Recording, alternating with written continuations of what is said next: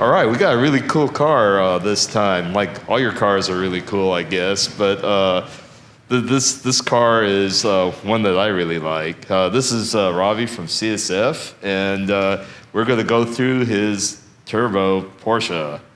Thanks, Mike. Pleasure to be back at MotoIQ. Yeah, this is my 2014 Porsche 991 Turbo S. And it's had a lot of work done both in performance and aesthetics and the function and everything that goes along with it.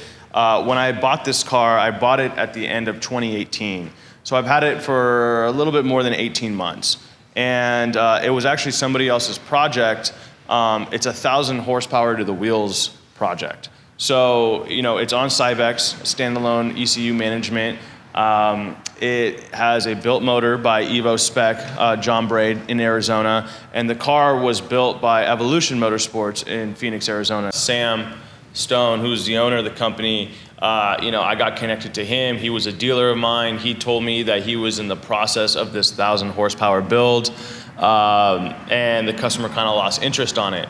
So I was just in the right place, right time. It was kind of what I was looking for. A lot of the work had already been done, especially the really long timeline type work, like the engine build and sorting out the Spx and figuring out the fuel system. So I bought it in about November 2018, and then him and I worked on it together. And by the end of March in 2019, we were going to half-mile races and racing it, and kind of just working on the car from then.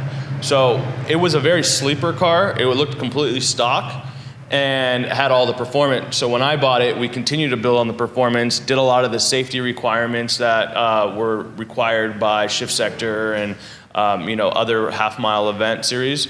And then we did the aesthetic stuff to make it look good, so people were drawing attention and obviously keeping function in mind the whole time. So you actually won Shift S3ctor, didn't you? Yeah, that back in April 2019, we were the fastest Porsche out there, and we also won the German class for fastest speed. So I was able to pull 187 miles an hour in the half mile. Have you run in the mile yet? I have not run in the mile. Unfortunately, there's not a lot of places to run a mile race.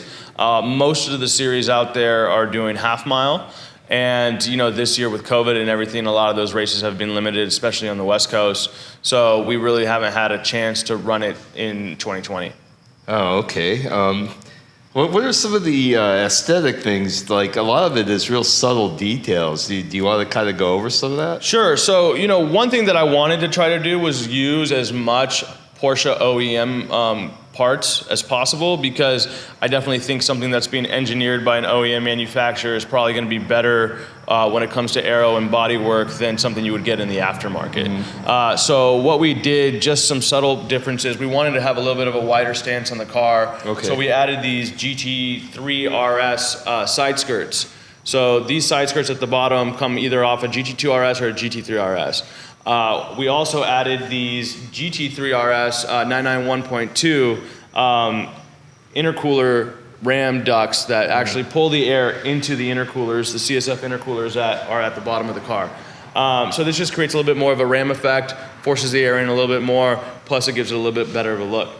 In the front, we added a Porsche OEM. It's an Aero front lip. This is off their Aero kit. So we added that, and then we also shaved the slats that are in the bumper of the 991.1 turbo bumper, and we kind of just did mesh instead, just to give it a little bit more of a GT look. We added a black headliner around the black ring around the headlights, just to kind of tie in all the black accents on the car. And we also did, obviously, the thing that you most likely would see would be the Advan GT Premium center lock wheels. So these are 20s, both in the front and back, on Toyo tires, R888R. And the reason we decided to go with this configuration, really the tire choice was driving the wheel choice, because we were really wanting to hook and have a really good performing, kind of like a launch tire, but also be able to ride it on the street. The R888R was the best choice. So they only had made it in 20s, so we got 305s in the back, and I believe we have 255s in the front. So 12-inch wheel in the back, 9.5 in the front. So Advan had some pretty good wheel offset combinations, and we were able to get something that worked. The blue was kind of a throwing, the Hail Mary. We really didn't know how it was going to work on the car, but Chris from Sterling Autocon was really adamant that he thought the blue would work really well on the gray. Originally, I was thinking maybe doing like a hyper gold or something a little bit more flashy. But as the car got done and we added some of the blue accents with the livery and everything, I really think it ties well in together. I think it gives it a little bit of flash, but it also still maintains the seriousness of the car and what it is. And these are the factory carbon ceramic brakes? Yes, so the brakes are factory carbon. The stance of the car is because of the Öhlins road and track system that it's on. A lot of adjustability with the coilover system. What we did, and I think I was talking to you a little bit earlier, the back of the car is raked slightly higher than the front. And the reason we did that is when we launched the car really hard, it would even out, keep the traction, especially with the motor in the back, all the weights in the back. So we just didn't want to lose any traction as we were launching the car. And I don't know if everybody knows, but these are all-wheel drive, so they launch really hard. Oh yeah. This thing does 0 to 60 in about 2.6, and it's done a quarter mile in about 9.4. 9.4? Yeah. That's pretty awesome. Just with these Just tires. with these tires. That was actually the quarter mile time that was used on our Draggy computer system when we did the 187 mile an hour Shift Sector half mile run. And it drives just like a normal car too, right? Yeah, it drives on a normal car. When you put like a standalone ECU system, it's never going to drive like the stock ECU system unless you do a lot of hours of tuning and refining. So it's gone through several different tuners. Wayne Potts was the initial tuner on the car. He's the one who set up all the maps and did all the baseline stuff. He's also the same tuner who did the Evo. And he's regarded as one of the best Cyvex tuners in the US, if not the world. But he's located in Texas, so I've had some other people kind of look at it after every race and just try to figure out where we can, slowly refine things, not just for the racetrack, but also for the street drivability. So John Drainage from 5150 has looked at the logs and he's kind of smoothed some things out. And then recently I took it to Mitch and John at M Engineering, and they made the car drive like butter on the street. So I actually did a 2,000-mile road trip on the car not too long ago, about 1 month ago, and we drove it all the way up the coast of California, into Reno, Nevada, down to Vegas and back, and it drives like a stock car. It's awesome. Yeah, Mitch and John, they're like awesome. They've done some project work for us. They're going to do our GTR, and they're going to do our Cayman project soon. So I really like the stuff they do. So you have like a different deck lid and a different rear spoiler. Let's walk in the back. I can give you, we'll talk about the party in the rear because that's where a lot of the good stuff is. So this looks like a 991.2 GT3 deck lid with some other stuff going on. So am I close? Almost, Mike. You're pretty close. So it's a GT2 RS style deck lid, but actually the vents are slightly bigger than what you would see on a GT2 RS. It's a custom one-off deck lid and duckbill combination. So this is the only duckbill ever for a 991 turbo. This was hand done by Chris at Sterling Autocon. And what we wanted to do is get rid of the adjustable spoiler that goes up and down, because that just actually creates more drag, especially when you're trying to go fast. Mm-hmm. A lot of people are talking about, you're messing up with the aero balance, especially when you're adding front lips and side skirts and taking away the wing. But testament to the great suspension and all the other components that we put on the car, it drives great, never felt shaky. So even with this deck lid, it definitely did its job. So we were very happy with that. Other things that we changed in the back, this is actually a 991.2 bumper and rear taillight conversion as well. So it just kind of gives it a little bit of an update.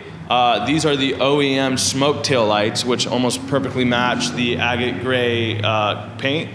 And then it's finished off with a custom titanium exhaust that my friend Alex at Sheepy Race built for us as well. When I first got the car, it had a custom stainless valved exhaust, a little bit too much drone for street driving. And I wanted something a little bit more flashy that we could show at SEMA with the bumper off, and something that sounded a little bit better, and this ticked off all the boxes. Well, let's jack this thing up and look at the cool stuff underneath it. Perfect, let's give it a try. So this is where all the magic happens back here, and this is where you make all 1,000 horsepower. So what do you got done to the motor? John Bray at EvoSpec, he's like the guru of Porsche motors. And I mean, he did his full builds with, upgraded rods, pistons, head gasket rings, new injectors, there's spacers for like new plenums and fuel rails. So there's a lot of added stuff to this engine. Plus he's got the bigger Borgwater turbos as well. It's got custom headers, custom tubing into the intercoolers. Who built the headers? John, Evolution Motorsports did it. Yeah. So their fabricator, who's kind of between their shops, did all the header work and the original exhaust work, and then tied it all into the engine and into the intercoolers. So what Borgwater turbos do you run? It's got the 7163s, Mike. Oh, okay. Yeah, so it's pretty tapped out at the power level that it's making right now. It's about 1100 crank, 986 is the wheel horsepower. So there was an option of maybe putting bigger turbos to be able to try to get to that 1100, 1200 wheel horsepower. But I mean, the turbo spools up really quick, a lot of power, and I mean, for 1,000 horsepower for such a small frame turbo, it does a great job. Well, the Borgwaters have a ball bearing center section and a titanium aluminide turbine wheel that's super light, and the ball bearings, that has a lot to do with how quick they spool, I think. I mean, the EFR turbos are really high-tech turbo, and I think it was a really good choice for this car. No, it does a really good job. So, yeah, I mean, it's proven, right? I mean, a lot of people can put a car together and they say it's got, a dyno number, but unless you can take it out and prove it, at a race event or a track, you really don't know what it does. And for the intercoolers, they're probably CSF, of course, right? Yeah, no, these are our 991 turbo intercoolers, fits both the 0.1, 0.2. We did a lot of testing with both the design from 3D printing, making sure it fit the way we wanted to performance testing. We actually, from when we released it at SEMA back in 2018 to when we actually released it, or 2017 to when we actually released them in September 2018, we had made about 10 sets and gave them to a lot of very reputable Porsche tuners, dealers, customers of ours who were able to test them and give us all the feedback. They all said it was great. Intake air temperatures were dropping, 40, 50 degrees compared to the OEM. And, it's got a special thermal dispersant coating on it as well, which really helps extract a lot of the heat out of the system. Oh, okay. So, yeah, they work great. And it's a great price point as well for a lot of the turbo customers. Because of the scale of our business, we actually decided to invest in cast end tanks. And we're able to offer a really good value to the customer with, something that works really well at a great price. Okay. Looking at the rear suspension, the stock rear suspension's pretty good, but I see you have Öhlins shocks. Yeah, so it's got the full Öhlins road and track kit for the Turbo S, and it's great. This is actually my first system with Öhlins. I've tried a lot of different suspension companies out on different cars that I have, and I'm really impressed with the quality of Öhlins, their customer service, and the performance that it gives. Awesome. How about, this has a Pdk transmission, right? Yes, it has the Datsun Pdk transmission upgrade as well as the Datsun Pdk brace. When Datsun first came out with this Pdk, obviously it was for a lot of guys who were doing higher horsepower builds, either quarter mile or half mile stuff where you're launching the car really hard. A couple of the guys, back in 2014, 15, 16, were actually blowing up their Datsun clutches because of all the force that was going into the clutch with the load that was happening on launch. What they came out with was this Pdk brace that kind of binds the entire clutch basket together, ties it all together, and just holds it all in so it doesn't have the ability to kind of explode and expand. So it's been great. We launched the car really hard, 0 to 60 in about 2.6 seconds. So it's definitely grabbing, holds the power, and we actually tied it in with the Cobb aggressive map TCU tune as well. And I guess for people that don't know, Datsun are the same people that build the stuff to make GTR trannies bulletproof. And they have a brace for the GTR tranny as well. So it's interesting to know that the PDK has some of the same problems that the GTR tranny does. Yeah, Datsun is probably one of the best clutch companies out there. A lot of people are going to them for either the V10 Lamborghini, R8 platform. Like you said, GTR is a big platform for high horsepower, drag racing, half-mile racing. And now the Porsche 991 Turbo platform is also kind of in that same mix. So, yeah, I guess they're kind of seeing what's worked on other things, on other platforms, and seeing how they can fix some of these issues that kind of become limitations to the clutch. And I'm looking at your car. I mean, it looks like it's a flat bottom. That's from the factory, right? Yeah, it's this is actually my first time underneath the car as well, and I'm super impressed with the aero underneath the car in terms of the complete flat bottom. I think Porsche does a great job with all of that stuff. I mean, these cars are meant to be going out around the Nürburgring, and they always tout their high horsepower speeds out of the factory, going over 200 miles an hour. So I guess you got to have something like this. Let's go check out and see what you did to the front. Perfect. So I assume you have a lot of CSF stuff in the front, right? Yeah, so we use this car as a test bed for our 991 series of all aluminum high performance radiators. So this has got left, right, and center high performance radiator, which are obviously all aluminum welded, and they're 2-row 42 millimeter cores versus the OEM 1-row 31 millimeter core. Works really well, super robust, and can take a lot of debris, definitely take higher vibrations on the track, and it's been a great part of the car. I mean, I just did a road trip, through Death Valley. It must have been 110 degrees outside, and this car is consistently 194 degrees all the time and never falls off that number. So definitely keeps temperatures in control. That's what I do. So Porsche's a great market for us. The radiators are really critical because on the Porsche, the PDK and the engine oil are all cooled by the coolant.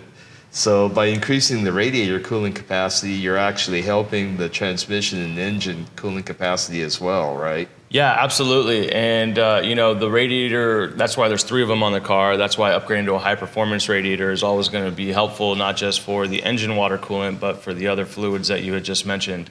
I had just done a road trip through Death Valley. It was about 110, 115 degrees outside, and this car's temperatures are always in check, consistently water temps at 194. And oil temps are right about there as well. I never got oil temps higher than like 205 degrees. So it was on point the whole time, and it's just a testament to, how well the radiators can regulate all the different temperatures. And just granted, I was going about 150 to 160 miles an hour during that sprint through Death Valley. So was definitely pushing the car hard, and everything just was working the way it should be. So you have the Porsche accessory front lip, right? Yeah, so that is the what they called an aero kit that they had come out with on the car. That was an option that you could buy. We wanted to kind of spruce up a little bit of the front end, so we added just the front lip portion of that.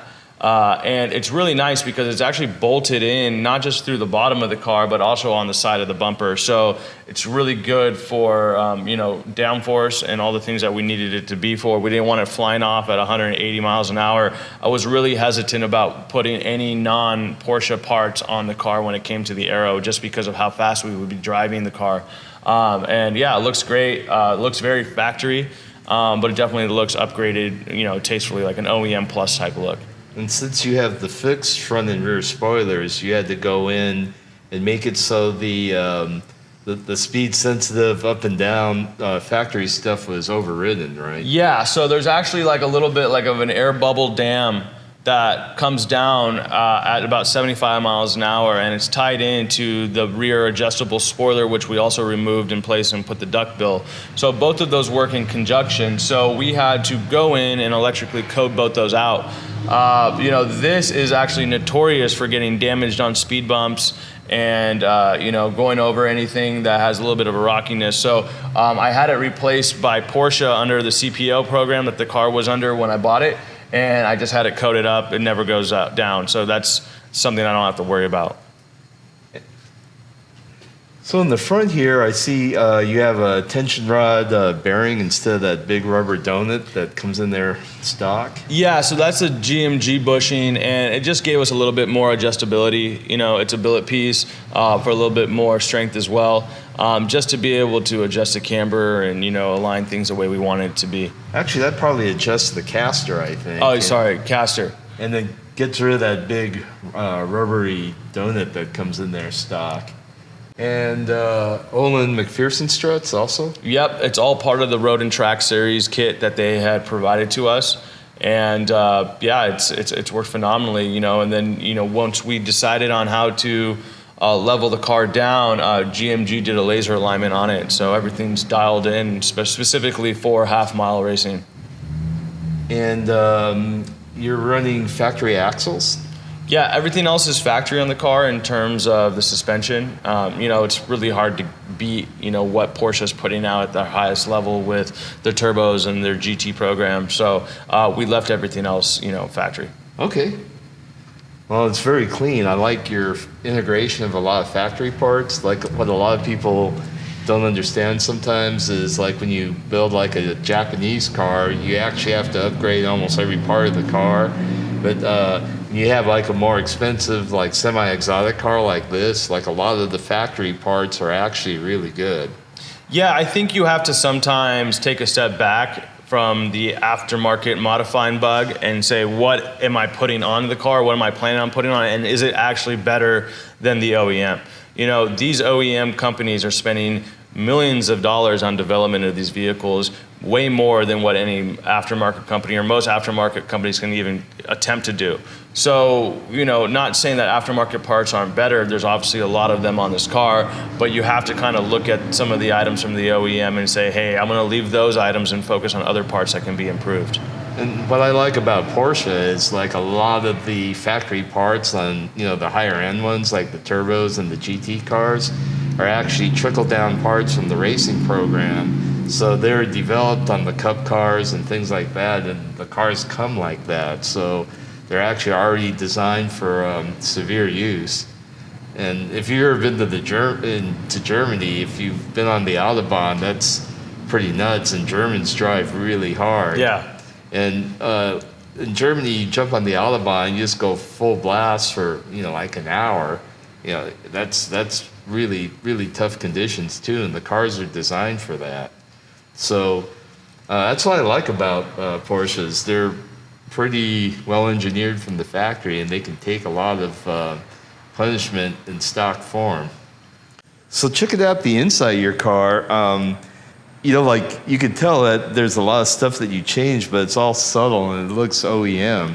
Is a lot of this stuff that you did for rules compliance for half-mile running? Yes, it is, Mike. You know, with Shift Sector, I would say they're the leading series in the half-mile space. And last year, they had instituted some stricter rules for any car that was planning on going over 180 miles an hour.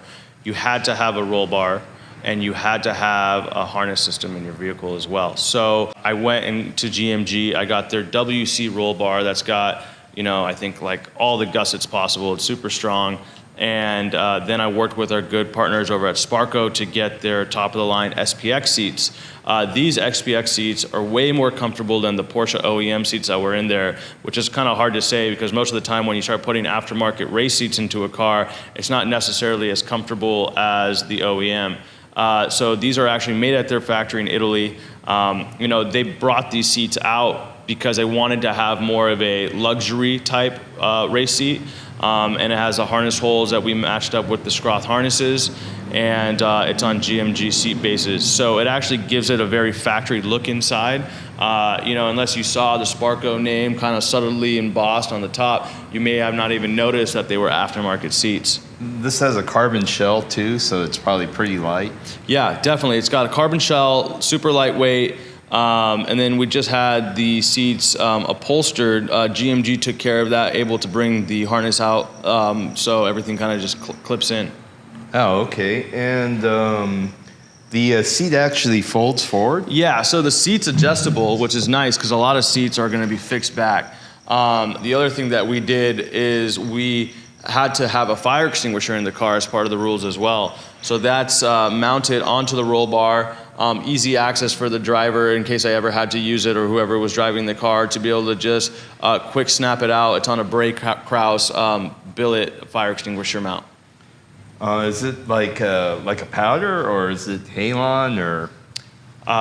To be honest, I think it's a powder system. Oh, okay. Yeah, so hopefully I don't have to use it. Yeah, that'll be a mess. Yeah, and then actually, tying into the Spx system, we actually have an Ethernet cable that's plugged out there. So if anybody ever needs to do any quick tuning at the track, they can either stand on top of the car and do any adjustments and calibrations, or they can sit in the passenger seat and get that done as well. This sounds kind of stupid, but I really liked the folding feature because I have a GT3 with the factory race seats, and this sounds really dumb, but no one can get in the back to clean the rear windows or anything because it's like a racing shell, and you literally have like a couple inches to squeeze through to get in the rear part of the car, and it's actually kind of aggravating. Yeah, and I think when I was putting this whole car together, obviously I was going to get rid of the back seats with the roll bar in there, but I wanted to keep some type of functionality as a street driving car. So I kind of took that into account when I went and got these seats, as these are the ones I wanted to get. Also, like I had mentioned, when I went on that road trip the other day, we actually stuffed a ton of luggage in the back that we were able to access. We were able to squeeze duffel bags between the roll bar and actually slide some stuff behind the seats. So, we went on a road trip for a week, and there was plenty of space between the front and the back seats to be able to put all our luggage. That's pretty awesome. So most of the cars I personally build for like myself are like subtle, and they look like sleepers, and for the uneducated person, it's really hard to tell that they're not stock.